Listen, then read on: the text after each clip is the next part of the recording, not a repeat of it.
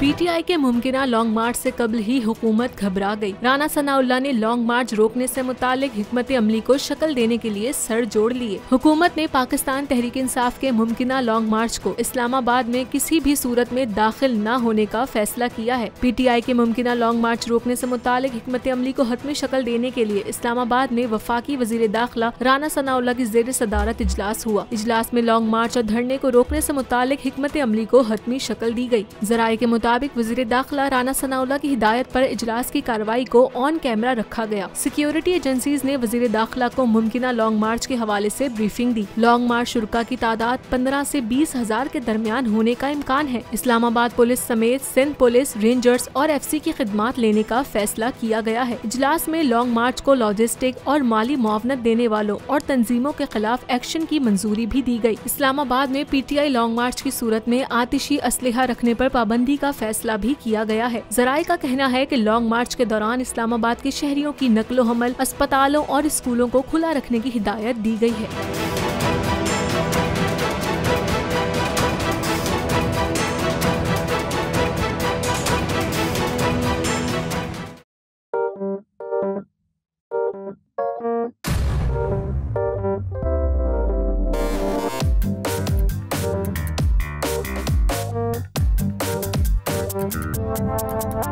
कुछ खेल के करेगा ये खिलाड़ी अपना सीन ऑन, देख लो भाई देख लो है आखिरी खिलाड़ी कौन,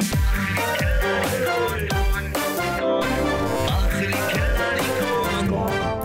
कुछ खेल के करेगा ये खिलाड़ी अपना सीन ऑन, देख लो भाई देख लो है आखिरी खिलाड़ी कौन।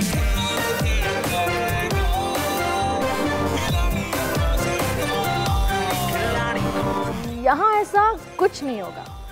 दिमाग चलाओ, जवाब बताओ और लाखों ले जाओ। आखिरी खिलाड़ी कौन? आखिरी खिलाड़ी कौन? पीर और मंगल शाम 7 बजे सिर्फ बोल एंटरटेनमेंट पर। सबसे ज्यादा व्यूज, सबसे ज्यादा रील्स और सबसे ज्यादा रेटिंग के साथ बोल अब भी नंबर 1 पोजीशन पर बरकरार। सब्सक्राइब करें और बेल दबाएं ताकि कोई खबर रह न जाए।